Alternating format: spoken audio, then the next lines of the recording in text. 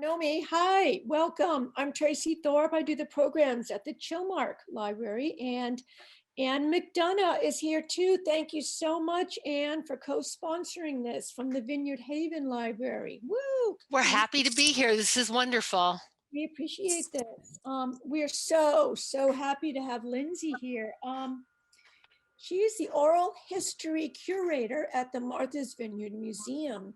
And she tells me that she's been doing this for 30 years. So thank you. You are an invaluable resource to this island, Linsey. She's written a number of books, and I think probably that's how most people know her. Vineyard Voices, More Vineyard Voices, Vineyard Voices 3, Those Who Serve, and Edible Wild Plants of Martha's Vineyard. I want to thank you for helping us celebrate Women's History Month.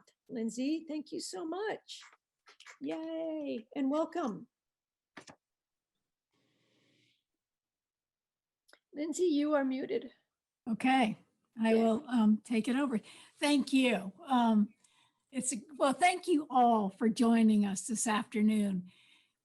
And I want to thank Chilmark and the Vineyard Haven Libraries, Tracy Thorpe and Anne McDonough, for asking me to do this and sponsoring the presentation.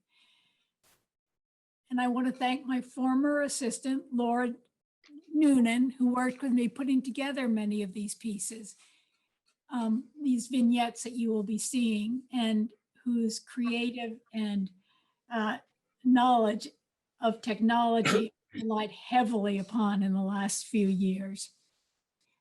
But I certainly want to thank the hundreds of people on the vineyard who have been so generous in sharing their stories with me over the years, actually more than 30 years.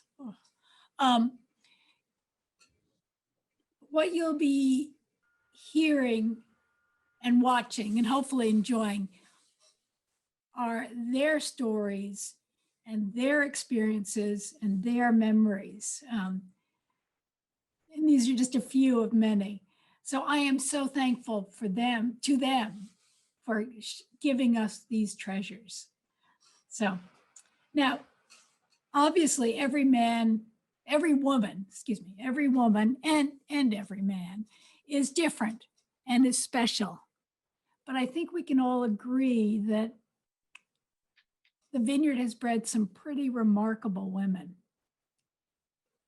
And ever since I began collecting oral histories on the vineyard, I've been particularly struck with the character of the women with whom I've spoken. There's usually a wonderful combination of strong women and very loving women. And I think there's something unique about aspects of life on the vineyard that has engendered this. In days gone by relying on their community and their ingenuity, vineyard women have thrived and taken roles of leadership on what was not so long ago a pretty isolated and often harsh island. During the era of whaling and coastal schooner trade, the women's husbands and so their sons were often gone for years sailing on the seas. And during that time, women of the vineyard managed the businesses, the family businesses, and took care of the books and the finances, as well as the traditional responsibilities of taking care of the family and children. And world wars, the Great Depression, conflicts overseas have continued the need for women on the vineyard to be resilient and resourceful. Can you all hear me? Yes. Yeah, okay, good. For women of color and from differing backgrounds, there's always been the challenge and the pain of living with racism and inequity, and the need to protect themselves and their families and so that they can lead productive, peaceful lives. to say nothing about what the pandemic burdens that has put on all the women on the island, and men too. And Vineyard Women have made their mark as doctors, as sailors, as soldiers, as authors, as artists, as actresses, so many things. You know, with all its challenges, I think living on the vineyard inculcates a strength of character as well as a creativity of spirit. I'm going to play for you 12 video vignettes that I've made, that I've edited down from interviews that I've done over the last number of years. When I do an interview, it's usually 1 hour to 3 hours, a full interview, sometimes 4. And mostly always I conduct 2 or 3 interviews with each person. So what you're going to see tonight in these short vignettes is, you know, nowhere near the tip of the iceberg of the wisdom, humor, and strength that is to be found in each person's interviews. I think everyone we're going to be showing tonight, except for the Vineyard youth activists who you'll see down the road, is in one or the other of my Vineyard Voices books.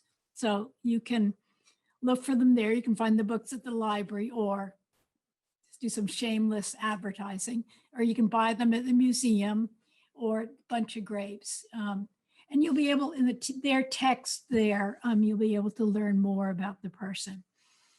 And at the archives at the museum, we have over 1,700 interviews with vineyard, people of the vineyard. And for the ones that are transcribed, and which they all aren't, but you can read the full transcripts and learn even more, and listen to their audio or watch their video. There's a lot to see, and I'll talk as little as possible. It's their voices that's important.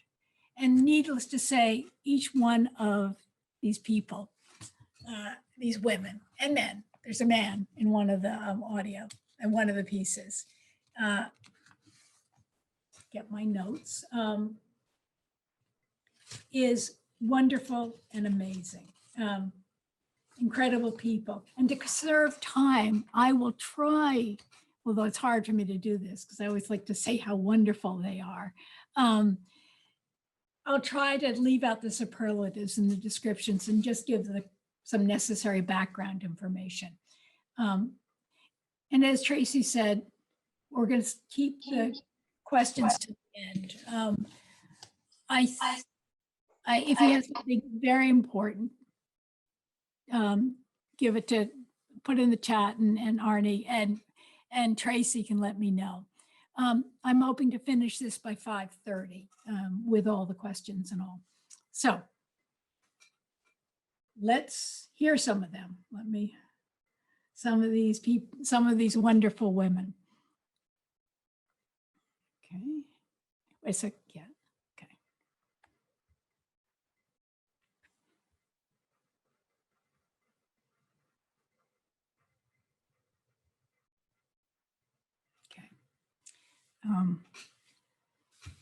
Now,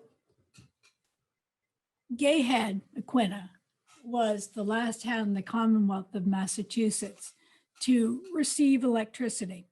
On February 15th, 1951, which is not that long ago, electricity finally came to Gayhead. In a vignette from a 2018 interview, June Manning speaks, who is a teacher and historian, describes the persistence of the women of the Aquinnah Women's Club, who led the fight to convince Cape and Island Electric to bring electricity as far as the western part of the island.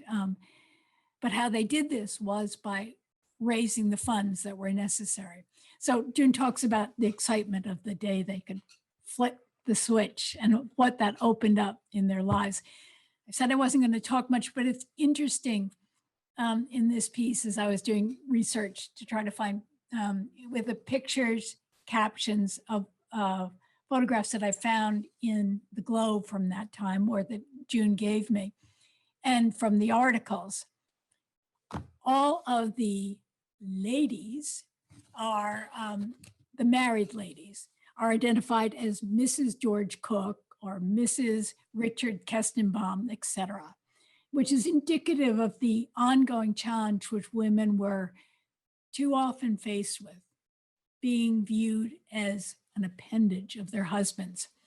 I would say this not quite so much so on the Vineyard, as people were intelligent enough to realize that there were some incredible women here. But this was a Boston paper, the Boston Globe. So here we go with June.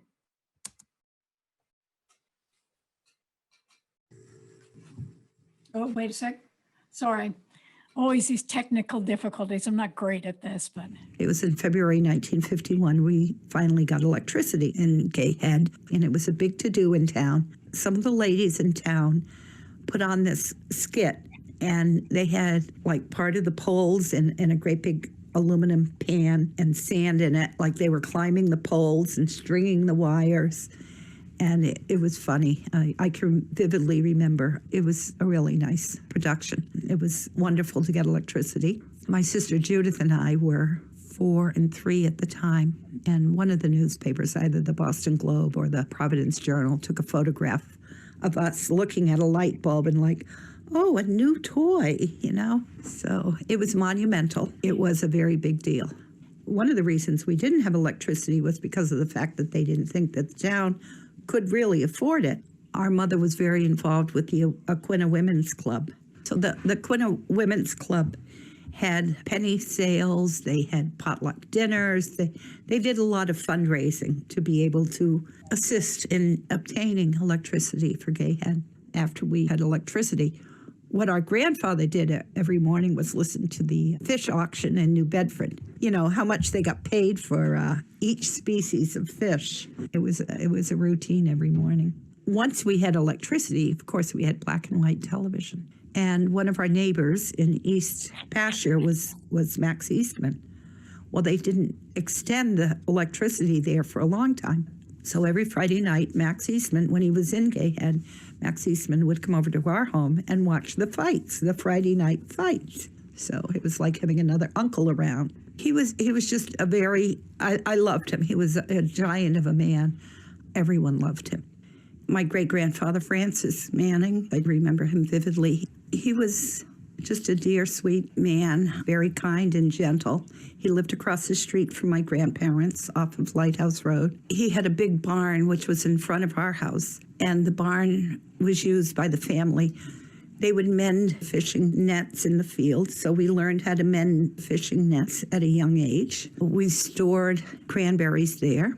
We hung deer there during hunting season, and we had a lot of clay there that our other great-grandmother used for her craft work. She was Anna Madison Smalley. She would fill bottles, a lot of fancy bottles with different colors of clay from the cliffs, with different layers of different colors. They were very pretty.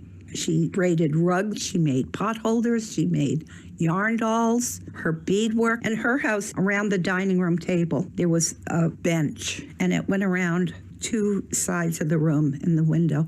I loved going over there when I was little. It was all a family affair, and we would all sit there and work on things together. We helped her with everything, sorting the clay, cutting the wool for the rugs, helping her braid with the beadwork.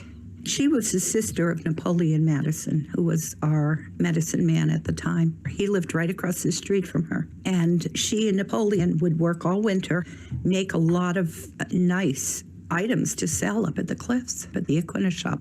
And they would be up there every summer.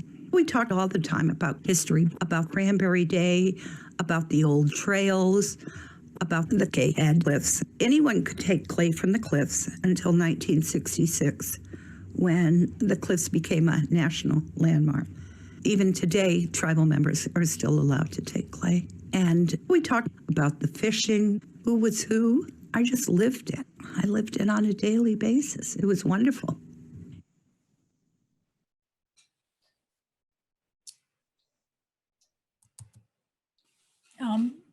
Next, we'll hear from Janet Messineo, master fisherman, taxidermist, and author.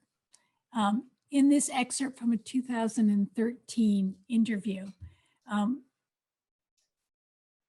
can you all hear me? Yeah. Oh, okay. I'm assuming you can all hear me. Let me know if you can't, Tracy. Yes. We can hear you. Okay, good. Janet speaks about her early days of fishing and the challenges as a woman to gain skills, acceptance, and respect as a good fisherman. And you can read more about Janet's fishing adventures in her wonderful book, Casting into the Light, The Tales of a Fishing Life. Whoops, excuse me, I went back on that guy. I will get this together in a moment. I really didn't get into fishing till 1976. Donna and Eddie Montesson, they were my inspiration with fishing, and they took us out to Chappie, and Eddie caught a bonita. And I remember, like in my mind, he took one cast and caught this beautiful bonita, but he was probably like casting for 3 or 4 hours. I was just like, I thought that was the best thing I had ever seen. Wow, this is like a miracle. You throw this little thing out into the ocean and you catch this fish. That was my first inspiration of fishing. So I was like begging all the guys to take me fishing. Nobody ever would. But I tried to just hang around on the jetties and watch people. Dick Curwell, this guy Dick Curwell, he told me to get a Rebel, what's called a Rebel. It's a really light plug. And that was my only plug that I had for the longest time. And I'd go out on the South Shore and these guys were casting like, you know, they were getting out there a mile. Southwest wind blowing in my face, and I, you know, as hard as I could, and the plug would go up in the air and land at my feet. I couldn't even get it in the water. And then finally I go, snap my plug off, my one plug, and I'd have to hitchhike back. So I'd go out and buy the same damn plug. I mean, it took me a while to figure out that you have to have a heavier plug for the wind. Oh my God, I was just clueless. Nobody wanted to talk to me. The big time fishermen didn't want to talk to me because I was a woman, and because back in those days it was about selling fish. There was one woman, her name was Eileen, I think it was Eileen Henley, but I remember her driving up to Wasky Point, and she had a sandwich, and she was going to go out to Cape Hogue for the night, and she was by herself. Oh my God, that was my goal. I thought that is the best thing. That's what I want to be able to do, that, you know, to just like have a sandwich and go out to the other end of Chappaquiddick by myself. Other than her, I didn't really know any other women bass fishermen. And the guys, they didn't think that a woman could fish like I fished. I never wanted to just be a good woman fisherman. I wanted to be known as a good fisherman. You know, not a woman fisherman, but I wanted to be accepted by the fishermen. And it took a lot of years, but I think I finally gained their respect. And I don't think it was about catching fish or how many fish I caught or how big well, you know, catching a couple of big ones, and, you know, that's always a feather in your cap. But I think because I became a fisherman, they saw me out there in the rain and the dock, and, you know, they knew I was out putting in the time. And that's all that it is. You know, you got to put your time in. So I think I finally gained some respect. I remember being a gayhead one time, and it was after the Derby, and it was cold. I had worked all day, and I went to gayhead, and I was all by myself. And I remember I had like a Twinkie, and I had some squid, and I was sitting on my bucket, and it might have been raining, and I was like so happy. Boy, this is heaven. You know, you worked hard all day, and here you are. I mean, gayhead. You know, it's a big cliff behind me, and I got a Twinkie, and I'm fishing by myself. But you know what happened that night? I had caught a couple of bass, and so I knew there was some bass. And all of a sudden, I caught a dogfish, and I forgot to look. It was a spiny dog. You know, a spiny dogfish has a big spine on its tail, and I went to take it off the hook, and it went around, and it jabbed my wrist, and it just missed my veins, so I was bleeding. The only rag I had was like my old squid rag.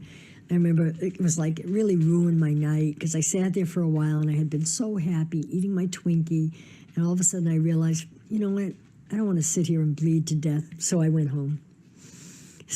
So I learned a lesson that night. Always check your dogfish. Make sure it's not a spiny dog. Yeah. Can you all hear the videos well enough? I can I everybody? can. Yep. Yes, Can Yep. too. Wonderful. me too. Absolutely. Yes. Thank you. Thank you, Lindsay. That was fun. Thanks, Janet. That's great. I love that. It always makes me giggle. Okay, now next, sisters Millie Henderson and Ruth Scarville were both librarians and educators and teachers and both trustees of the Union Chapel in Oak Bluffs. They were women of grace and fortitude and always giving to each other.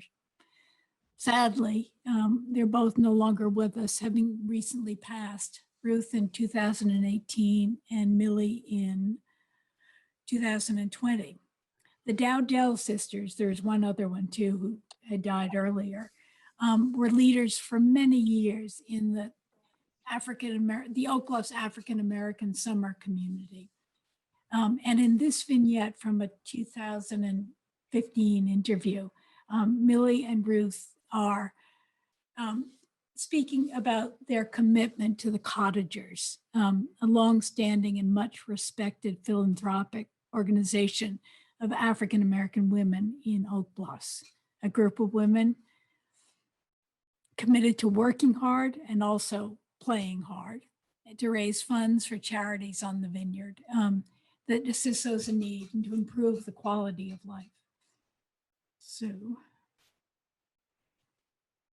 you can tell they're sisters by the way they talk. The Cottagers started in 56, 55 or 56. We became Cottagers in 66 or 67. After we'd been here 10 years, we were invited to become members of the Cottagers. In those years, you were invited to become a member. Now people propose names and you have to go through a whole big thing. But in those years, you got a lovely little letter. The secretary, who was Edna Monthero, sent you a lovely little letter saying you've been invited to become a member of the Cottagers. And our first meeting will be such and please come. And that's how we became Cottagers. I felt that we had made the grade. Because now people will ask, will you please sponsor me to become a cottager? Lots of people want to be cottagers, but they don't want the responsibility that goes along with being a cottager, which is work. We work during the summer. During the time when we're here on vacation, we are working a good part of that time. And so that's not a lot of folks' agenda. So we have to make sure that we bring in members who want to work. And we do a lot of fundraising and we do a lot of supporting of the town in terms of funds. We have like at least 5, 6 events all summer to raise money to give back to the town. There's a committee and they decide who gets what and how much they will get, which you can be a part of if you care to. You have to be a part of. I'm on that committee. 2 committees. There's a fundraising committee. There's a fashion show committee. There's a clam bake committee, the house tour committee. These are things that we give during the summer. We start off with a trivia and treasure sale. That's the first thing. Then we go on, we have a house tour. Then we have a luncheon. Then we have a clam bake. Those functions we give to raise money, and all that money we give back to the island. Whether it's scholarships or whether it's the policeman, the fireman, the hospital, whatever it is, we try to give that money back. We have general meetings, and then we also have Committee meeting. committee meetings. There's 5 of them usually during the summer, but everybody's supposed to come to those general meetings. It's a lot. Yeah, It is a lot. It's a lot of work. And you had to be willing to commit that you were going to be held here to help work with the house tour, to help work with the fashion show. You had to be here to commit to do those things. The work doesn't end during the summer. You know, a lot of this planning stuff goes on during the off season. And see, when the Cottagers first started, most of us were here during July and August because we were either teachers or the wives of doctors or something like that. We were here during the summer, but there's a big difference now. Many of the young Cottagers now are in the corporate world. We were not in that because when we grew up, it was either civil service or school teachers. Those places were not open to us at that time, but it's open to them now, and they're in that corporate world. They're managing to do both. It's difficult, but they're managing it, you know. It's a very busy organization. Volunteers taught classes. It was part of the program, and they did it. Exercise classes they had. We had art classes for children, art classes for adults. So we have bridge classes there, bridge classes every Monday. Dances for teens. Dances for teenagers. We had all that was part of the Cottager program. The teen dances were like on Thursday. This year at the teen dances, we understand that one of the Obama girls was at the teen dance and stayed the whole time, so that was nice. We sponsored a group called the Constant Trio. They were A group of young violinists. One was a violinist, one was a viola, and the other was a something. We sponsored them for about 3 or 4 years with concerts here on the island. And that was a fundraiser. we had our own little choir, and they were very good. It's a very busy organization. You have no idea. I told Millie just the other day, I said, I am so glad summer has come to an end. Because frankly, I'm very tired, and you have these multiple activities, one right after the other. And you barely have time to recoup from one, then there's another one going on. So it can be very, very tiring. I love to hear them finishing each other's sentences, and it always makes me laugh. I don't know if you can remember, but there's a picture with a bunch of kids that were carrying trays with popcorn or whatever it was. The person on the far right, the little boy, was Skip Finley. So next we will hear from Anne Lesnikowski, who was born in 1921 and died in 2018. And during World War II, she joined the WASPS, which is the Women's Air Force Service Patrol, and she piloted airplanes across the United States. After the war, she worked as an editor and a writer, and she was the much beloved librarian at the Martha's Vineyard Regional High School. And she was an active member of the League of Women Voters.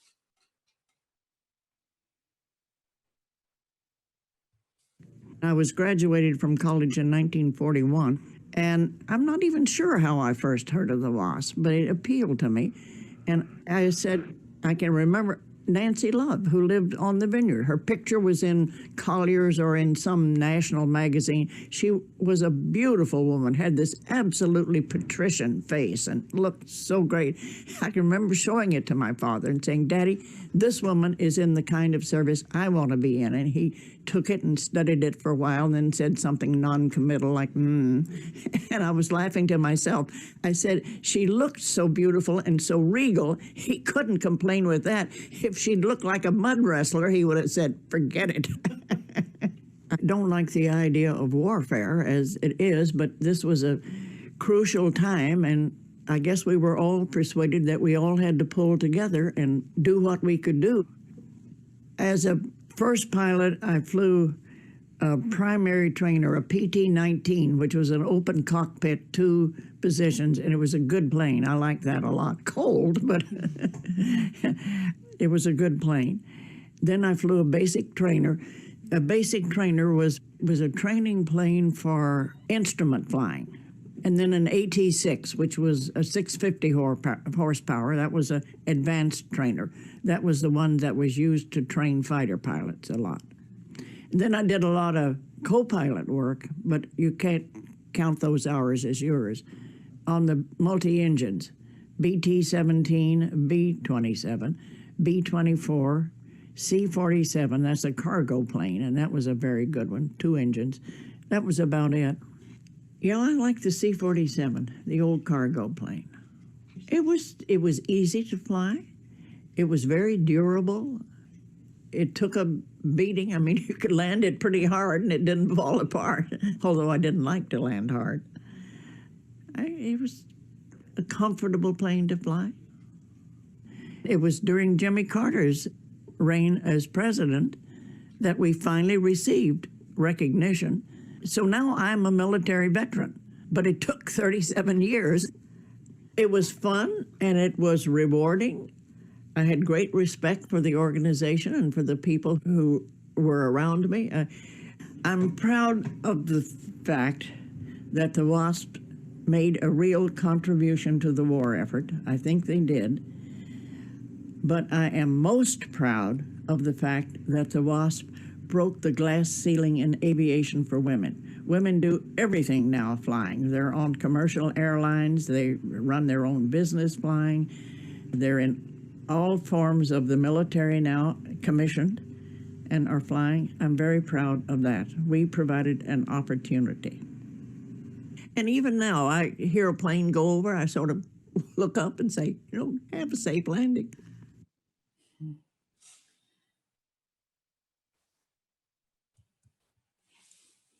Now, next we're going to hear from some Tankards.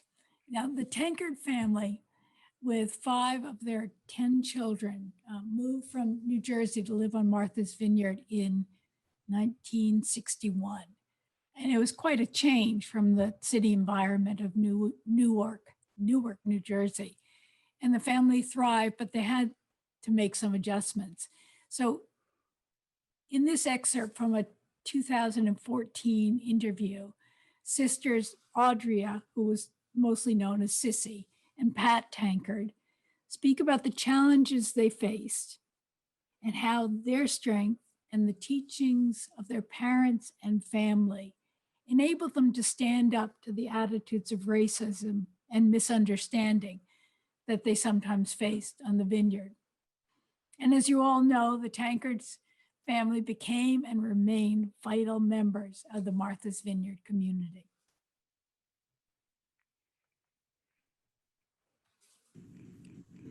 We moved to the vineyard in 1961 from New Jersey. When we came to the vineyard, my mother was sick. She asked me to enroll my brother Bobby and Brenda in high school. And when I went up to enroll them, I said I wanted a secretarial course for Brenda and a college prep course for Bobby. And Charlie Davis told me no, that colored people didn't go to college, so he didn't want to put Bobby in a college prep course. And he didn't think Brenda needed a secretarial course. And I said, you know what? I said, at this point, what you think is not important to me. He needs to go to college. We want him in a college prep course. And I want her enrolled in, and I didn't back down. And finally I said to him, you know what? If I'm wrong in the final analysis, I owe you an apology. I said, but if you're wrong, you owe me one. So anyway, everything that Bobby did, Bobby played sports, and he was a good sportsman. He never got in trouble or anything. But every time something happened at the school, he would turn to Bobby. Remember how Bobby was always, he would keep him after school for different things. Incidents that happened that he accused my brother of. Yeah. I distinctly remember that weren't true. And so my mother got fed up with this one day when the bus came and Bobby didn't get off the bus. And she called him and she said, listen, she said, I'm tired of you picking on my son. I don't know what your issue is. She says, but I'm going to tell you, the next bus that comes from that school, he had better be on it. And this better be the last time that you accuse him of something that he didn't do. And she says, if not, you're going to have to deal with me. And so for her to get to that point of anger, she said she realized she had to step up and she had to be more proactive. When Bobby graduated high school, all of his friends went in the military. And so even though they had recruited him at the University of New Hampshire, he went in the military. And I was prepared to stand up to what I said to Charlie Davis and say to him, I owe you an apology. And as it turned out, I just never had the opportunity to run into him. When Bobby came out of the service, he went to college. And he was the first person ever to graduate from regional high school to come back here and teach. And my sister Brenda is retired. She was an administrative assistant for several executives at Fidelity Investment. She's retired from there. The one he said couldn't be a secretary. So these are the things that when my mother said to us, you can be anything you want to be. You can do anything you want to do. Don't let anyone make you think that you're less. Those were important lessons. Don't you think so, Sissy? Yes, yes. We moved here in the summer, so it's like, yay, yay, yay. You know, this is wonderful. And the freedom you had a lot more freedom because of the safety. It was much more safe than where I lived. The downfall came for me when summer was over and all the people you know and the fun you're having, it just stopped. It was hard. It was hard. And then adjusting to a new school and me being a, quote, city person, You know, I didn't realize children here didn't go to school with stockings and, you know, a little bit of a heel and a skirt. And, you know, I had a leather jacket. I'll never forget this. I had a leather jacket that my parents purchased for me from one of the, quote, better stores in New Jersey. It was a beautiful leather jacket. And I remembered we had to go to church. And the next day, because I wore my leather jacket and my skirt and my heels and everything, I went to school and it was like, you wore a leather jacket to church. And the way they were talking, it was like one of these Hell's Angels jackets with the skull on the back.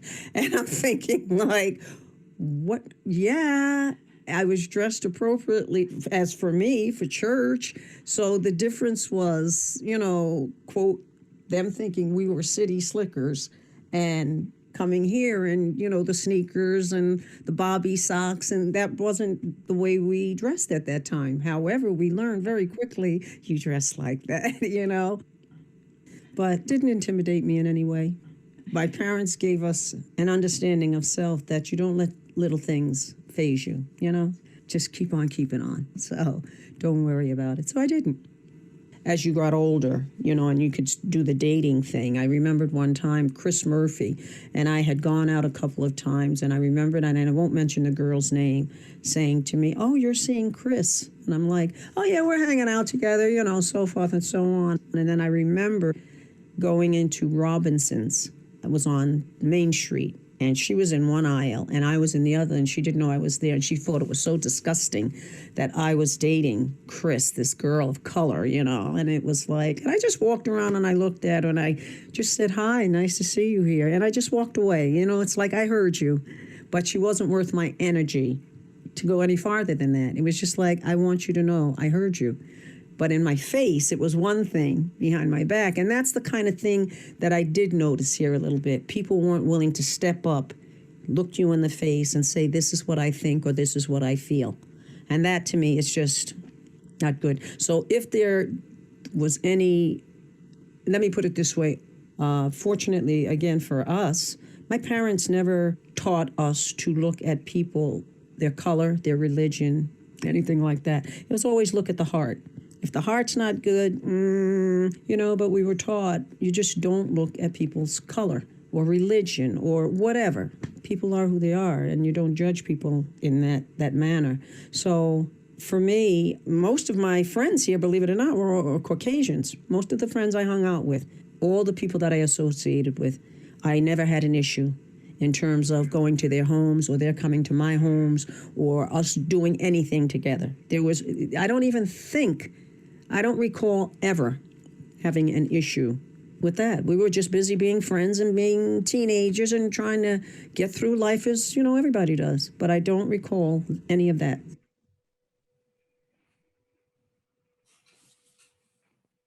I have to apologize for the misspelling of your mother's name in the first picture of her. I will fix that.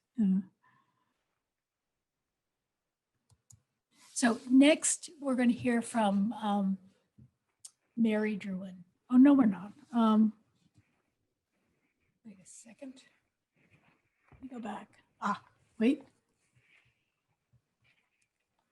Oh, I guess next we're hearing from Mary Drouin, who, where are her dates?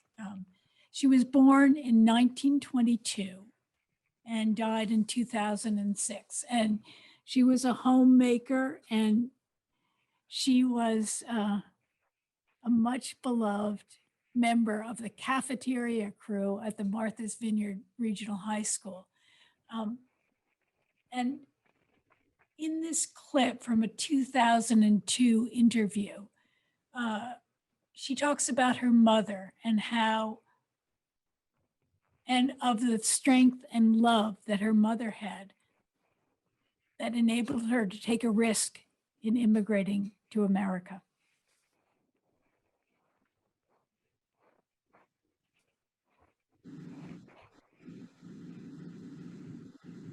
My father and mother, of course, they both came from Madeira, Portugal. And he came over when he was just 19. And my mother was 16. She came across underage, you know. But she had a friend that died when she was 18. So she came under an assumed passport. She assumed the name of her friend? Yes, good friend of the family. They knew how bad she wanted to come to this country because my father was coming. So she had to go by that name until she died. She had to go under that name. Her friend's name is Maria Jardin, and her name is Celestina Ferreira. Had they been sweethearts? Yes, that was why. And so they came to New Bedford because he had a brother that lived in New Bedford. They got married in New Bedford. He had a sister that lived here on the island, and they came to the island after that. She raised 5 boys and 2 girls. And where the 5 boys were in the service all at once, when she went to get her citizen papers, she told the judge what happened. And the judge says, well, we can't hold that against you. You're 5 boys in the service. And so she was happy about that, because she worried about that all of her life practically. And so she was very happy about when she got her. It would be nice if it's an attitude would like to see from officials, immigration officials today, I think. Yeah. So let's see who's next. Okay.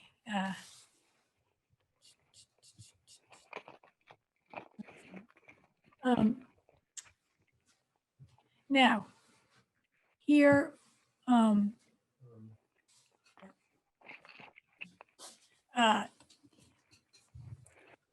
my husband just walked by and said, you don't say I'm supposed to put a big note up here, and I didn't say but I do.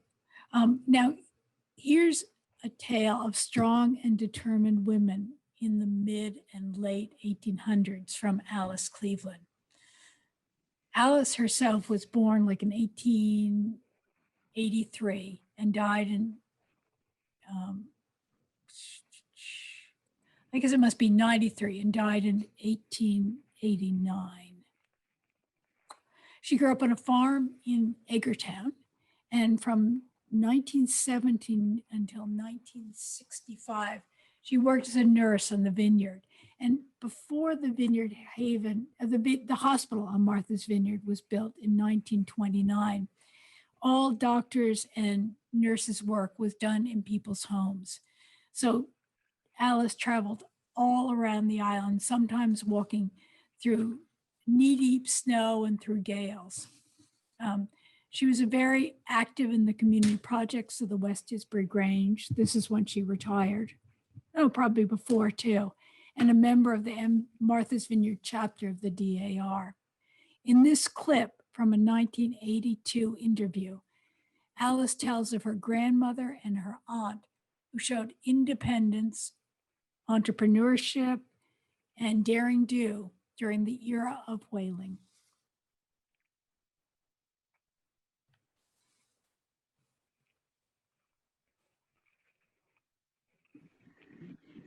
My father did farming, and when I was very small, brought his milk down to his mother's.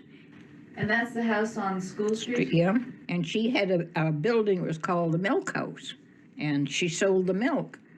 She had 2 rooms in the milk house, and she used to set it out there in big pans and then skim the cream off. And then would people come by with their own containers and Yeah. buy milk? Like a little storefront? Mm-hmm. It was her husband who had been the whaling captain? Yeah. So she was quite a businesswoman then, wasn't she? Well, she had to be, as all sea captains' wives, he left word with the storekeepers that he would be responsible for her bills while he was gone. But she didn't want anybody responsible for her bills. She wanted to pay her own. So she did different things and made cookies and sold them to school kids. And she lived right across from the school. And she earned enough money to take care of herself so that when he came home, he didn't owe a bill anywhere. So instead of paying all the bills that he thought he was going to pay, he'd been gone 4 years and thought he'd have all these bills to pay, he gave her the money. And did a lot of other whaling captains' wives do the same thing? Yes. But a lot of whaling wives went with their husbands, and they went down around Cape Horn and went up to Hawaii and stayed in Hawaii while their husbands went north for the winter. I had an aunt who did that, Aunt Lucy. She was 4 years at sea. And her little boy was 4 years old when they left New Bedford. She was the captain's wife, and she made a home for her husband and the little boy. She sailed out of New Bedford and went across to the Azores and down along the coast of Africa, and then across to Robinson Crusoe's cave in South America, and down around Cape Horn, and up on the other side of Cape Horn, and went to the consulate house in Chile, and then up to Hawaii. And she carried her organ with her. And because she played for the king in the Hawaiian Islands, he let her wear his feather cape. And she stayed in Hawaii while her husband went north for the winter. But the companies wouldn't let the wives go north. They had to stay in Hawaii. She could navigate as well as her husband. I imagine it must have been her husband who taught her on board. She conducted a Sunday service, and she had her organ, so she had music for the people on board. And they used to, well, she called it, now let's see, they stood off and on. That's the way she worded it, stood off and on for the Sunday service. They didn't steam ahead and continue. They just, well, as near as I can figure in thinking about it, they must have sort of anchored so many miles offshore for her Sunday service. And so do you remember her well? Did you know her? Oh, yes. Yes, she didn't die till I was, between 20 and 30, somewhere in there. Did people think that she was special because she'd been on the whale ship, people in the Vineyard? Oh, I don't think so, because other captains' wives were doing the same thing. Mm-hmm. Well, you have quite a few things that she brought back on her journeys. Well, that teapot and so forth, that was her first set of dishes, and she took them with her around Cape Horn. And then there's the teapot, sugar bowl and cream pitcher, and 2-3 little cup saucers. And the red tray up there is something else that she brought home. And that chair over there is something else that was hers, that spindleback chair. She went down along the coast of South America and went to Robinson Crusoe's cave, Aunt Lucy did, and she got ferns and things from the cave, and she brought them home. But her daughter-in-law didn't like all this mess. She called it junk. Every time Aunt Lucy came down to see my mother, Maud threw out everything that she thought she could get dispose of. She'd stay 2 weeks or 3 weeks or whatever she wanted to, and then she'd go back. But she always found that her daughter-in-law, Maud, had thrown out some of her things when she wasn't there. That was actually, I combined 2 films, 2 vignettes on that. The first one I had made for an exhibit we had on treasures brought back from the sea. And then I added the rest. Well, Laura actually helped me add the rest to it. Now next, we'll see who we have.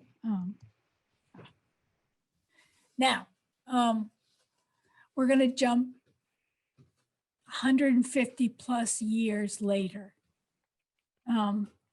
In May of 2020 and continuing today, people across the country, around the world, and on the Vineyard have gathered together to protest the killings of George Floyd and countless other African Americans, and to raise their voices to say, Black Lives Matter. In this piece, you'll hear from 5 young women of the Vineyard between the ages of 15 and 21 who organized in early June Black Lives Matter marches and rallies. So you'll hear from Diamond Arujo, Sage Arujo, Danielle Hopkins, Jada Randolph, and Grayson Kirk. And they'll share their thoughts, their concerns, and their continuing commitment to working towards achieving understanding, justice, and equality among all people. So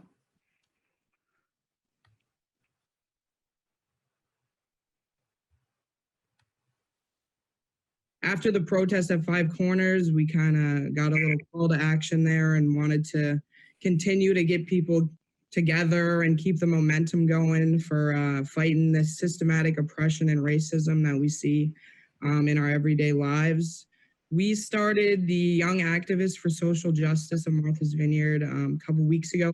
When I was like, we should have a march, show people that there are people who care and we can like get together as a community. I was not expecting it to be that big. Seeing people that I've never seen before, that was just amazing to see. And like the feeling was just, I've never felt that before. I was very surprised and like I was grateful that that happened and that it went the way it did. I showed up really early because I get nervous about these things. I showed up at like 11:30. I was like, what if no one comes? And that got me going. And then more and more people started to come in. I think a lot of people of color feel like they're not seen, especially living in Martha's Vineyard, where it's predominantly white. So I think that this movement also tells kids, we see you, we see what you're going through, and it's not right, and we're going to change it. I joined the Young Activists for Social Justice of Martha's Vineyard only a few days ago. I saw the poster for the protest and just basically asked if there was anything I could do to help. And then next thing I knew, I was leading it with them.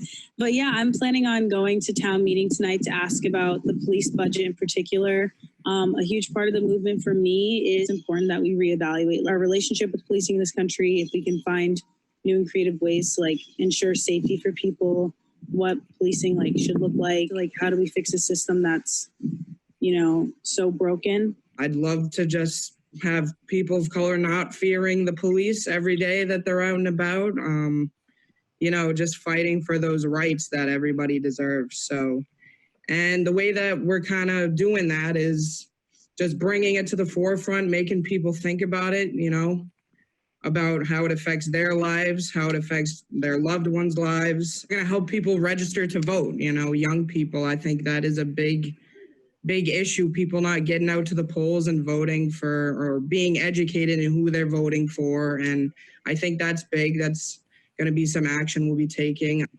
I also wanted to speak on like the police department. I wanted to thank them, you know, for supporting us during that march and, you know, cutting off the roads. And I think the way our police department differs is we do have that personal level where we could speak to them, you know, human to human rather than to an officer. Like it can kind of just go beyond, but it definitely is the system that is corrupt and anti-Black. The police system as a whole is something that a lot of Black people fear no matter where it is. And I think what is good about the island is that I do personally know like police officers, and like I know the police chief personally. He's like the head of the NAACP. Like there are differences here, but it doesn't excuse the fact that like policing in this country was built on racism, and like there's still racism on this island. Like it might not be as apparent as other places, but I've definitely experienced it with peers at school, with the way that things are taught in classrooms, with the way that I've interacted in spaces. So yeah, it's different, but we're still in America. I think it's a blessing and a curse because, as you guys said, like we know the officers, we have relatives who are officers, but like the fact that we don't see police brutality and all that stuff like makes it so people who live here aren't like aware of what happens every day in the real world, like in like off the island and like in America. I heard that people were taking knees around the country June 1st at 5 p.m. as respect and bringing that horrific event back to its meaning. Honestly, I was thinking how long it was and how extremely painful and hard it was for just me. And I have never experienced anything like that, and I will never be able to relate to that because of the color of my skin. And then I was just thinking about how heavy it must be for people of color. We ignore a lot of problems in our country for pride and shame, I think. And I think a lot of that is handed down. And I think the first step that I took in trying to make a change, or at least understanding it better, and I think a first step a lot of people need to take is being accountable. Accountable for just knowing your privilege, knowing what it means to be white in this country, and knowing just the history and educating yourself. I feel like in this march and in a lot of actions of mine speaking out, I need to be respectful because I will never understand, and I do not want to come across as pretending to understand someone else's pain and someone else's sorrow, because it is really a major problem. I mean, I believe that slavery never really went away. It just, because we never dealt with it, it just kept evolving. We're always trying to attack the problem that's at hand when we're not really looking at the ongoing problem. I think we need to be consistent with our voice and keep inspiring people until we see that change. There's so many ways in which racism is a part of this country. We're just taking steps every day to recognize that and recognize the ways in which we can be actively anti-racist. At the end, no, I felt like this is just the beginning, that our community loves us. There's so much love and there's so much strength and there's so much power in this community, and that everything's gonna be good. We're gonna get through this together.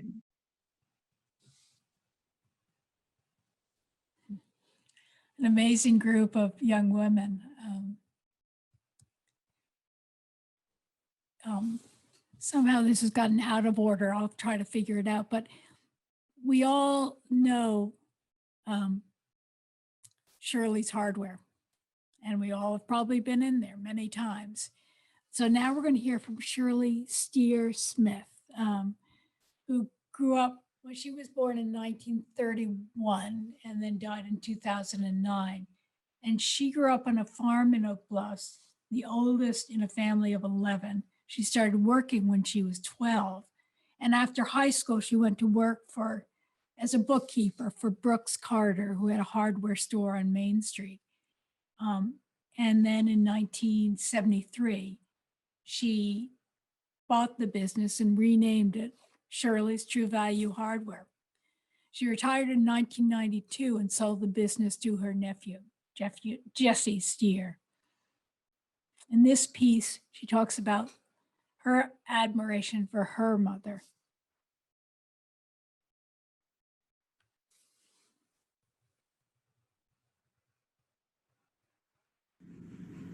I'm the oldest of 11, 8 girls and 3 boys, 16 years between Steve and I. Did she have all of you at home? All but Stephen, the baby. The only reason she had him in the hospital is because there were 6 children home with whooping cough. So I got to stay out of school and take care of them while she went to the hospital. I don't know how she did it when you stop to think about what she did. She did not have a washing machine until she had her 5th child. She cooked on a wood stove until Jesse was born, and he was number 8. And all summer long, she canned and canned and canned. We'd glean the vegetables out of the gardens, and she'd work in that kitchen in the cellar, and she'd have hundreds of quarts of jars of corn all put up, green beans, tomatoes, stewed tomatoes, tomato sauce, green tomato relish. You just can't possibly imagine. And then where Chicama Vineyards was our farm. And Daddy would take us up there on a Sunday. Mom would pack a picnic lunch. We'd go all day and go in the swamp and pick blueberries. And some days she'd put up as many as 40 quarts of blueberries in one day. And as I can remember, when the wood stove was in the kitchen, every single week she took the curtains down and washed them. Every single week. Of course, we had the farm. We had our own animals. We had our own milk. We made our own butter. And I don't know how she did it. Today, if they get an inch of snow, they close school. We got 2 feet of snow, they never closed the school. And we walked back and forth a mile each way. We'd walk to school in the morning, and we'd walk home at noontime and have our lunch and water the cows and walk back to school. And then when we came home after school, Mother always had our snack ready and made us take off our school clothes and put our old clothes on. And we had to go clean the barns and gather the eggs. And Gloria and Bubbles and I had to take turns giving the younger ones their baths at night and getting them into bed and getting them to say their prayers. And I mean, it's a lifestyle that you're not going to see anymore. But to us, it was perfect.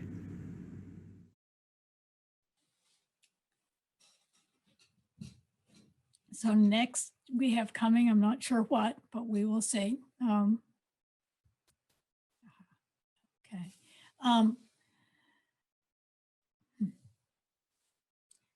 Polly Murphy, who I'm sure many of you know of, was born in 1923 and died in 2009. She was a writer and the West Tisbury Gazette columnist, wife of artist Stanley Murphy and the mother of Chris, who you saw earlier, Laura, Kitty, and David Murphy. In a clip from a 1993 interview, she tells of how in the early 60s, when the civil rights movement was gathering strength across the nation and the South was the battleground, reverberations were heard here on the Vineyard. And Polly was one of 5 Vineyard women who were inspired to see what they could do to help. And these women, all parents of young children, some working, some not, had the courage and conviction to make the long drive south, long and dangerous drive south to Williamston, North Carolina, which was in the heart of the turmoil, on a mission to register voters and to bring much needed food and other supplies.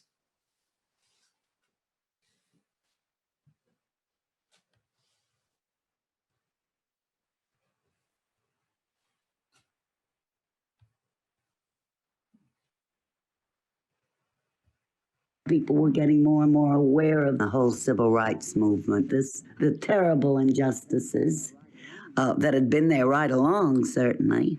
And I think maybe Kennedy's death in that November sort of heightened everybody's awareness and emotional feelings. Henry Bird, who was the minister at Grace Episcopal Church, had gotten very involved in the whole civil rights movement. And he went with a group from Boston that included Paul Chapman and some other people. And Henry Bird arranged for a group from Williamston to come up here right after Christmas. A whole bunch of some adults and a group of children that lived there and teenagers, and they came up and there was a big meeting and they sang freedom songs. And most of these people were sort of veterans of a battle that was going on in Williamston. It was a very ugly situation down there, a lot of violence. And there was an organizer down there, a black man named Golden Frinks, and he was working with the SCLC under Dr. King. They had this boycott, so we began to collect canned goods and things like that to send down to support them in their boycott. And the high school kids began to have can dances, you know, where everybody had to bring, for admission, would bring some cans of food to be sent down to Williamston. How were we to get it down there? And at some point, we just decided, well, we'll stick it in a car and drive it down. There were 5 of us, my sister Nancy Smith and me and Nancy Whiting, Peggy Lilienthal, and Virginia Mazer. We ended up taking 2 cars and, you know, all the canned goods and clothes and things and taking them down. Well, we got down there and there was a woman named Sarah Small who had come up to the vineyard.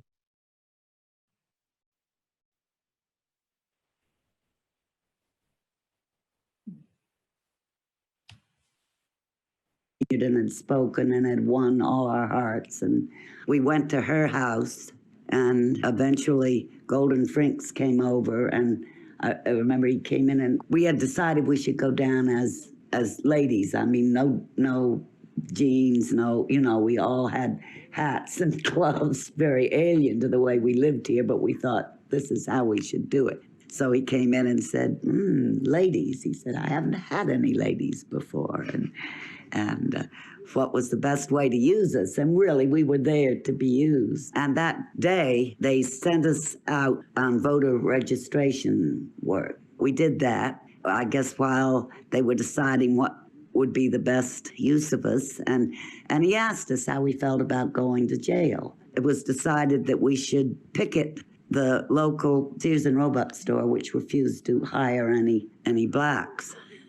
We all went. They had made placards for us that Sears discriminated, and we went out and walked around in front of the store, and the police arrived. What we were arrested on technically was picketing without a permit. I think it was the first time I experienced this. The whites walking by looked at us with real hate. And I'm sure people had disliked me from time to time, but I'd never experienced hate like that. And the police took us to the jail. And when we got to the jail, the sheriff there, he just seemed beside himself with rage. What were we doing down there, And I was frightened. I mean, he seemed so obsessed that he was frightening, really. You felt he could do anything. And we got bailed out by our assorted husbands at home. Came out the next afternoon with a group of black people waiting to greet us. And we had a lovely dinner that they had prepared for us. And then we left by a sort of back way. But I think it had a profound impact on all of us. I think we all felt very humble. We came back to a very safe environment, leaving our friends in an environment that wasn't safe. I think there were, at that time, quite a lot of people who felt that we had no business going down there. Yes, it seems to me there were some letters written to the Gazette that were not approving. Well, it just seemed very logical at the time. I mean, a sort of putting our money where our mouth was, And here we weren't living in not to say there wasn't discrimination here, because there was and is, but not the kind of frightening thing that there was in the South, A term that was used a lot at that time was bearing witness, and I think we did this. But I think we all have a feeling of gratitude that we did this, that we saw what we saw and that we did go down. It meant a lot.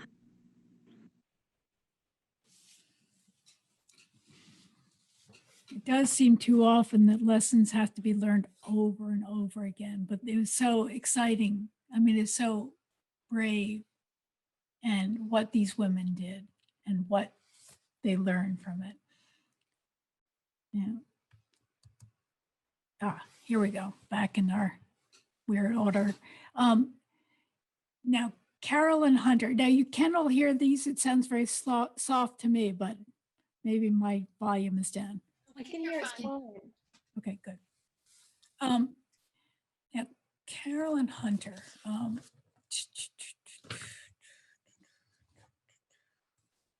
Where are my notes? In this, this is an excerpt from a 2016 interview where Carolyn Hunter speaks about the camaraderie and healing that comes to those who join the polar bears, swimming or not swimming on the Inkwell Beach at 7:30 every morning in the summertime. For many years, Carolyn has been the charismatic leader of the exercise group of the polar bears. And she also has been organized many polar bear events that raise money for causes on the vineyard. But she's also a chemist, a teacher, and an anti-apartheid activist.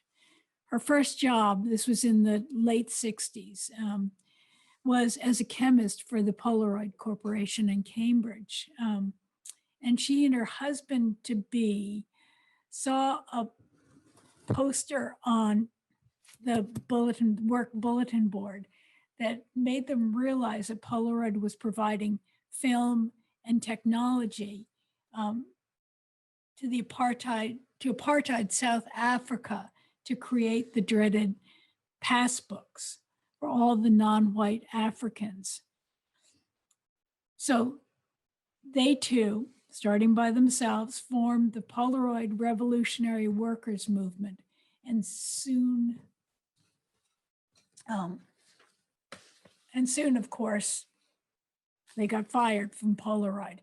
But the grassroots movement that they formed grew and was pivotal in getting both Polaroid but other corporations in the US out of South Africa. So. Well, I joined, I'd say about 86, 87 maybe. And so I've been a member ever since. And when I joined, their seniors were leading the exercise group. I've always been impressed with the fact that these are older women who are mobile and whose skin looks good and who have this quality of life and grace and strength. So I said, there's got to be something important to this. And so I joined. And at some point, as the older ones could not anymore, Eleanor Hughes and I took over the exercise group and determined that we needed to have it every day. Back then, it was a ritual of a routine of exercises. So if you went on a regular basis, you'd get the rhythm of what was going on, arms, legs, whole body exercises. And then as people would go off island in the winter and go to water aerobics classes or exercise classes, they'd bring back new techniques and incorporate it. When we joined, they would sing Wade in the Water to walk in, and we would do the Jacob's Ladder song. That's one of our upper arm exercises. We since embellished Jacob's Ladder to add maybe 4 verses to it. So those were some of the older rituals. And then Ellen and I added the secret sacred ceremony. And then Eleanor added our mantra, I am the source of my joy and infinite possibilities. So we have some of those traditions that we still honor and still do. The exercise is physical. We often have young people who come in and they think, oh my God, these old ladies, it's not going to be anything too much, and we wear them out. So it's a full exercise. We do some cross-body training. We do cardio. And then sometimes it's fun, sometimes it's social, sometimes it's spiritual, sometimes it's religious, sometimes people bring their troubles to us and leave them with us. And we pray that people treat each other on land the way we treat each other in the water. And after we do our ritual, then we ask people to introduce themselves, say where they're from, and say a word of the day. Yesterday, we were in for a long time. I had 54 people. And so instead of having each person do their 3 things, I just had people say where you're from, and then we went around and said the word of the day. So we will restructure the class depending on what's going on. Sometimes we'll have rough water, and if we have a lot of people that we don't know, and we don't know whether they can swim or not, if it gets too dangerous, we get out. And the one thing is the full disclosure, I cannot swim. I can tread water, but that feature helps a lot of people get in the water. Because when they say to me, I can't swim, I said, well, I can't swim either. I'm embarrassed that I can't swim, and I think everybody should swim. I can say, okay, well, just come this far with me, and if you don't like it, you'll go out. And at the end of the exercise, you get this spiritual, overwhelming joy of a person saying, I was able to do it. I'm either going to go home and take lessons, or I won't be so afraid. We've had people with serious health conditions who have come back and thanked us. We met a woman last night coming out of the theater, and she said, weren't you all in the water today? I said, oh, yeah. She said, oh, thank you so much. I said, oh, it's just a simple welcoming. She said, no, it is not a simple welcoming. She said, it made my day. It changed my whole experience of coming to the community. So we have tons of those stories of people telling us how important the experience was. So that's what we offer, and it's good for us, and it's good for our people. Now, last year, we produced our first ever concert, brought in a band from Cape Verde. It was a wild success. We gave everybody in the park Mardi Gras beads, and we had an intergenerational dance party. This year, they had it again, and we have another one September 1st. So we've gotten into polar bear events, but these are give-back events, using some of our dues money to benefit the larger community and thanking the community for supporting us. What do you love most about the polar bears? The fellowship. There are not many other places you go where you're known. The group is very eclectic. On any given day, you're going to have an islander, somebody who works every day, somebody who's just here on vacation, somebody who lives here. We're not taking attendance, but when you come back, we're like, wow, Lindsay, you're back. Missed you. So yeah, the fellowship. That's the glue that holds us together. That's the glue that we want to spread to the next generation, and hopefully have some people coming behind us who will honor the traditions of the morning announcement, of the breakfast, of the welcoming, of the fellowship. Now, anyone is invited to join the polar bears, and it's a wonderful experience. So, except you have to get down to Oak Bluffs at 7:30 in the morning. So I encourage everyone to go and join with them. It's now gotten to be a very, very big group, but it's still wonderful. Now we're going to hear from Dr. Fran Gaskin, who is a college professor, and she does research about cosmetics for African Americans. And from Gus Gaskin, her husband, Gus was born in 1934 and died in 2017. He was an early childhood educator. And in an excerpt from a 2015 interview, this will give us another view of the polar bears and tell the story of a strong woman in this caring circle. This attitude about life and death is inspirational, at least to me. This goes way back when there were no more than about maybe 14, 15 polar bears. It's going way back. And when we go in, this is before they put the benches up on the boardwalk. There was no exercise group. Everybody knew how to swim either on their back or breaststroke or what. So we'd go from one jetty to the other jetty, then turn around, swim halfway back, then we'd laugh and joke all the way up to the other jetty. Then we'd come out, people are getting dressed. Where's Gertrude? The clothes are here. There was no bodies in the water floating, and the water only come up to here. Couldn't find her. Called the police. Said our friend was here, and now she's not here. And at the same time the police came, this boat comes in. And these guys were laying their lobster traps. And they found her, about 500 or 600 yards off of Ocean Park. Now, you know how the place is set up. We're at Woburn Park, all the way up to the Steamship Authority, and go out about 500 or 600 yards. She was swimming on her back. She got caught in a current. These guys saw her, and they called out, but she didn't answer. So they figured she's okay. Then when they were going back, they saw her again, and this time, they said, hey, she's in trouble. They brought her in. The ambulance came. She didn't want to go in the ambulance. To police and all of us said, no, Gertrude, you got to go to the hospital. The next day, the Vineyard Gazette had an article in the paper about an elderly woman had to be saved from drowning, or she was very upset. Who's this elderly person they talking about? What was she, 88 then? She was upset. She went, why they gotta say I'm elderly? She was staying with Gladys Briggs. Someone came over to me and said, where's Gertrude? And I said, gee, I don't know. Ask Gladys, because she's staying with her. And they said, Gladys said to ask you. So I became concerned, and I picked up my snorkel and I started to head out to the water, and then I saw the boat coming in, and she was on it. So we called the ambulance, and she did not want to go to the hospital, but she had swallowed water. But while out there, she said, well, if this is the way it's going to be, that's going to be it. But she lived to be at least 100 years old. And she said, when asked what was the secret for her longevity, she said, gee, I don't know, I just keep breathing.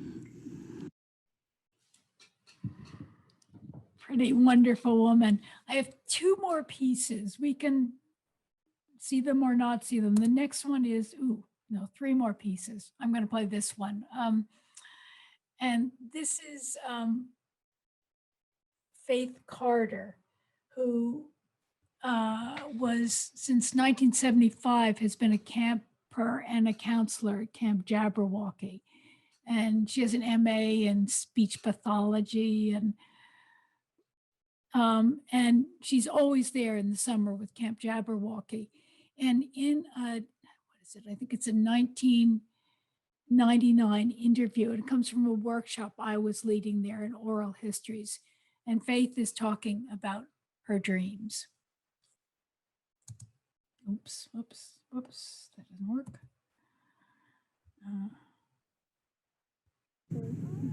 I have very, very vivid dreams when I dream. And I always tell people, and I don't know if it's true, and I can't prove it, and some people think it's bull, but I don't know. I always tell people that I have really vivid dreams because I can't be that physically active during the day, so my mind compensates for it at night. I often dream about, it's very strange because in some of my dreams I'm disabled, and in some of my dreams I'm just not. And in some of my dreams I start out disabled and I end up not being disabled. Like in the beginning of my dream I'm in my wheelchair, and by the end of my dream I'm dancing, so. But I often dream about like walking on the beach or walking through a field of flowers because I can't go barefoot ever. It's never been something that I can do because I don't have ankles. So I have to have the braces on for support. So I often wonder what it must feel like to have sand between your toes, or to walk through a pile of leaves with no shoes on, just like to feel it crunch underneath, because you can't really feel through the sneaker, through the braces, through the socks. It's hard to feel what it feels like. So in my dreams, I'm usually walking through fields of flowers or down the beach, usually State Beach actually, or wearing high heels. In my dreams, sometimes I'll wear high heels. And I always wake up with pains in my foot after I dream about wearing high heels.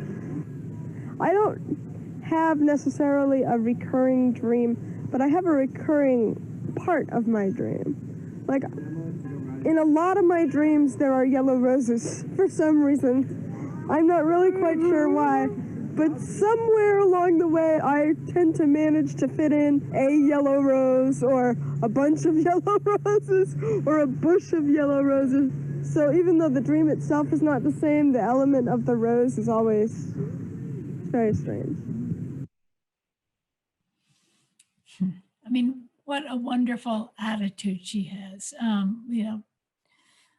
It's great. I'm going to play one more for you, just because you need to hear Dorothy West, and then I'm taking us over the 5:30 mark if you have questions. But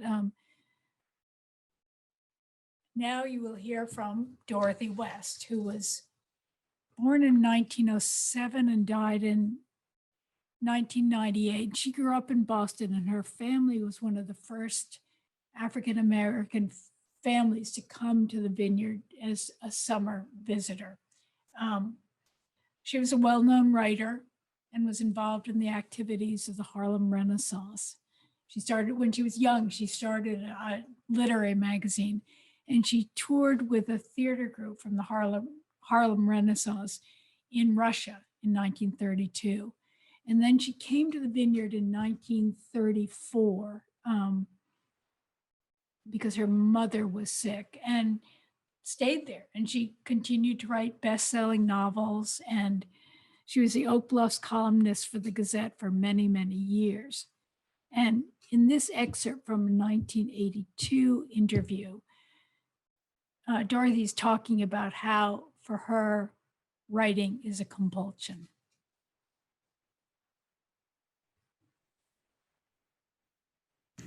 Oh, well, I think that writing is a compulsion. I had a very good mother and father because my father was quite smart. And my point in saying that is if my mother and father hadn't supported me, when I say supported me, because everybody said I had my father's brains, whatever that means. And so because my father was a businessman, the family was very disappointed. I never will forget an aunt of mine said to me, I was quite grown. She said to me, the one thing I will never forgive your mother for was because she let you be a writer. Because she let me be a poor writer. If I had been a businesswoman, I could have been, because I remember the biggest quarrel my mother and father, not the biggest quarrel, I remember this quarrel very well, because I remember my mother and father, their mouths fell open. I had never seen mouths fall open before. They had decided that I was smart. And my father said I was going to be a little businesswoman. And my mother said, no, I was going to be a pianist, we said in those days. And then they argued back and forth. And my father said, she's my child.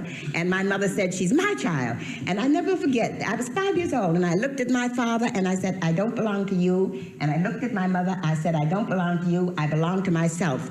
And I remember they stared at each other, and their jaws dropped. And I'll never forget that because I couldn't understand what had happened to their mouths. I'd never seen that happen before. What's wrong with them? You know what I think? If you want to write, you have to write. And you know when I'm happiest? When I'm writing, when I do something good. I get up and I walk across the floor and I'm very happy. Sometimes my eyes fill with tears. I feel so good. So I always wrote. I guess I wrote my first story when I was 7 years old. My father was proud of it and carried it around and lost it. I was about 14 years old. I remember this very well. I knew the word genius. I knew the word. And I was about 14 years old, and I talked to God all the time. I was kind of smart for school, so my mother knew that I wasn't saying, but some mornings I wouldn't go to school, and she would ask me why. I said, God said I didn't have to go to school. And she would look at me. She was afraid to ask me, I think, too much.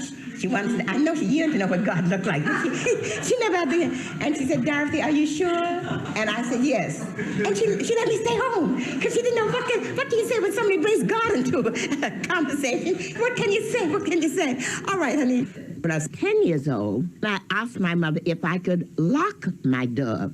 And she said to me, why do you want to lock your door? Because I want to write stories. I was afraid somebody would come in and talk to me. And when they talk to you, then of course it's hard for you to write because you've forgotten. Because this has really happened to me one day.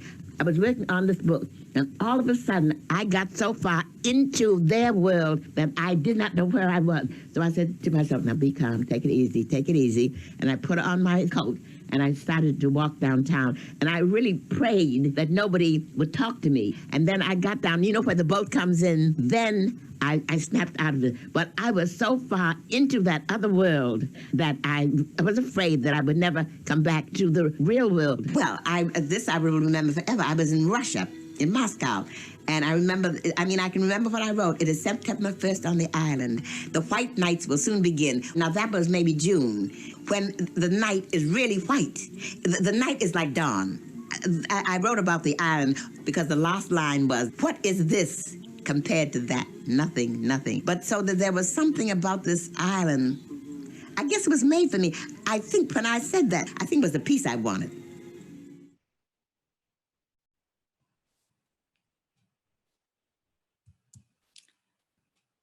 There is one more piece. Can you bear to hear one more? Yes, Lindsay, please. Yes, yes, that would be Yeah. lovely. And then it'll be over. So, oops, wait a second. Lois Jones is a very well-known Black My mother, who would come here for the summers and bring me and my brother. Every summer of our childhood, we were here.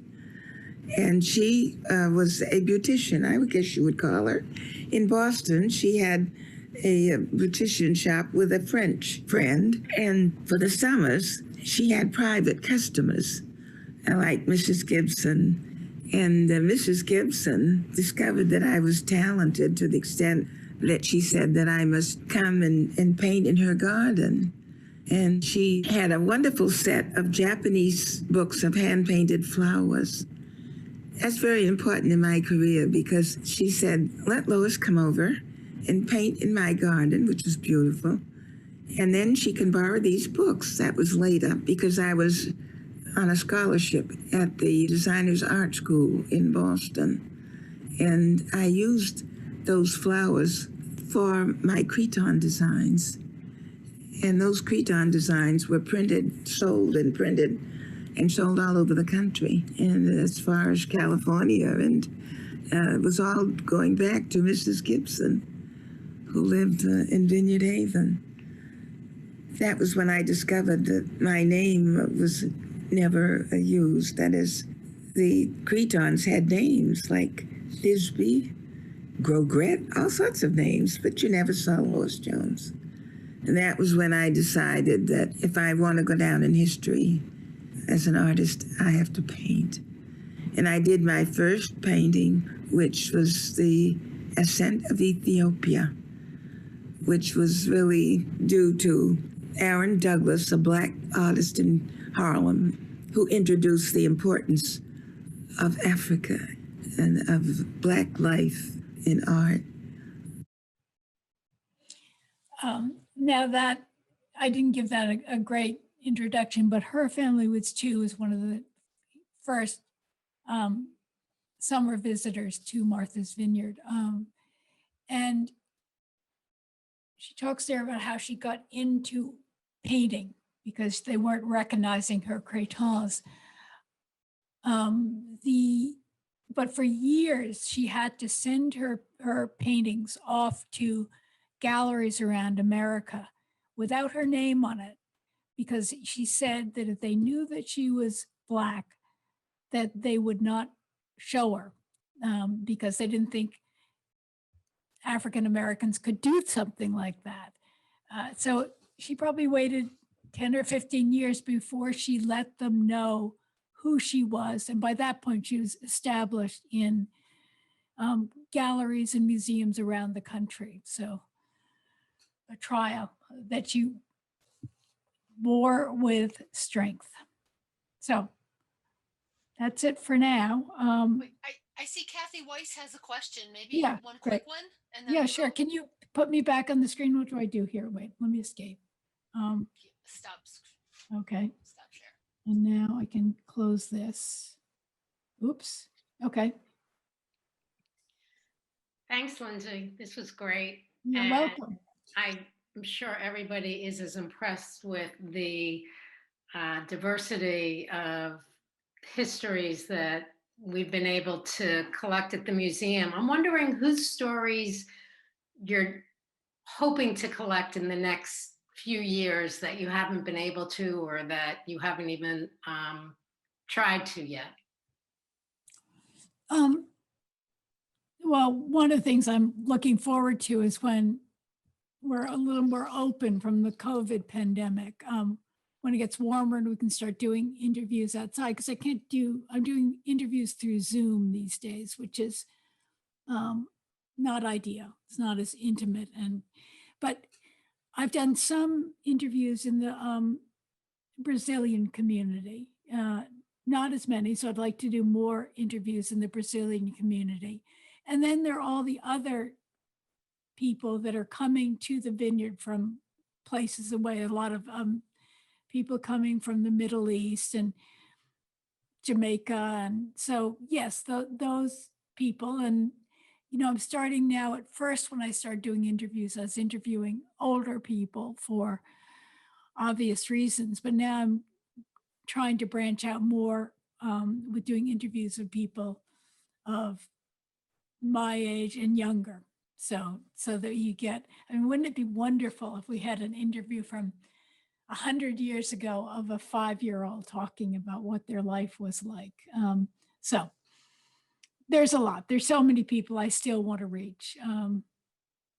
And one of the things we will be doing once COVID kind of lifts up, is working with people in the different communities, the diverse communities on the island, to get people interested in collecting oral histories from their communities. Because there's a certain, I think people who are part of a community can do a much more intimate and incisive interview with people than I might be able to. So we're going to start to, and also I never get to all the people I want to get to. So once we can, we're starting to branch out and hold workshops for people to learn to collect oral histories, to bring them into the fold of the work of the Martha's Vineyard Museum. So.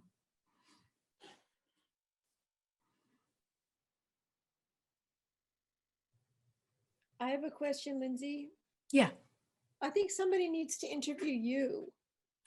You need to be a subject and put your story down, because I think that what you do is fascinating and such a valuable thing for the community. People would love to hear your story as well. Second that. I'll second that, third that. Okay, well, we'll have to set that up. Thank you very much, Lindsay. It was a lovely program. It was really wonderful. Thank you very much. Well, really, who you should thank are all the people you heard. Yeah, They're so wonderful. definitely. Does anybody have any questions, or is there anything you want to say, Lindsay? Yes, yes. This is Pat Tankard. I want to tell you, can you hear me, Lindsay? Yeah. Okay. I think this was really, really good. And it was very diverse. And it would be wonderful if more people, like if you could put this on Martha's Vineyard TV or something like that, more people could see this, because what you showed was the diversity of people, but all the things that we've done as an island and as a nation, that's positive. You know, it was, and how when we act, things work. And I think a larger group seeing that would be wonderful. I think you did an outstanding job. Thank you. Thank you. People can see the video vignettes we put together on the Martha's Vineyard Museum Oral History YouTube channel, but you know, people aren't necessarily going to go there. And we post them a couple of times a week, at first every day, but now it's just once or twice a week on our webpage. On our social media. But yes, I agree with you. It would be good to do that, because I played you a few stories, but there are many, many, many more. It's agonizing trying to figure out, okay, what ones am I going to play that and not keep them here till midnight. So You did an outstanding job. oh, thank you. Thank you.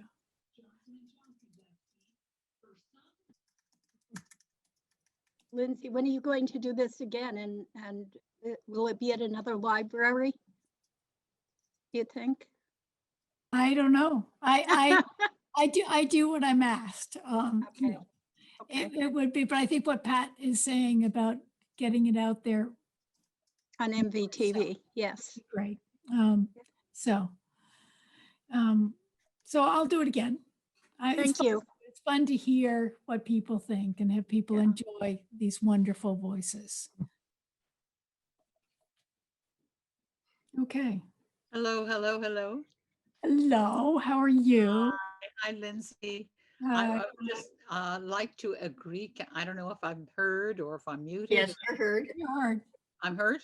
Okay. You're heard. Okay. I just want to agree with Carol so much that these are an amazing diversity of people.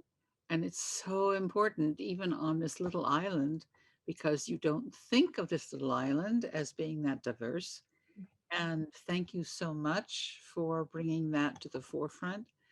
I am just very, very moved because it's personal and it's individual and it's from the island and it's universal.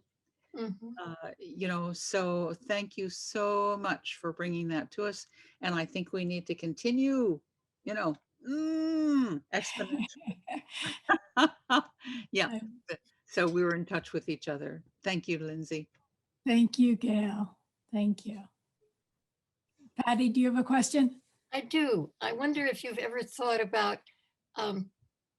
taking an issue that you thought was really important and interviewing people across the island for different perspectives on that issue.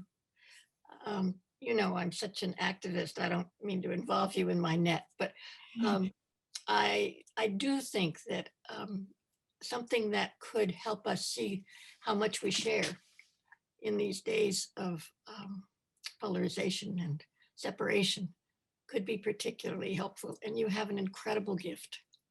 So thank you for today, and also think about other No, things. that's a good idea. It's a very good idea. And I love when I'm on the whole, I tend to do sort of life stories interviews. But it's also wonderful when you're really focused in on a particular issue. I mean, you get more depth so yeah, we should talk more about that. I would love to. But thank you so much for today, and thank the Chilmark Library as well. And the Vineyard Haven Library. And the Vineyard Haven Library in hand. Thanks a lot. Okay. Are there any more pressing questions, or should we wrap it up so you can all have I dinner? just don't want to let you go. That's the problem. Well, I will have to do it again and play some of the Good. other stories that I was trying. Good. I wanted to squeeze in, but okay. Well, thank you very, very much. Thank you, Lindsay. We are so appreciative. That was wonderful. Yeah. Thank you, Lindsay. Okey-dokey. Thank you. Everybody, good Bye. night. Good night. Good weekend. Stay safe. Well.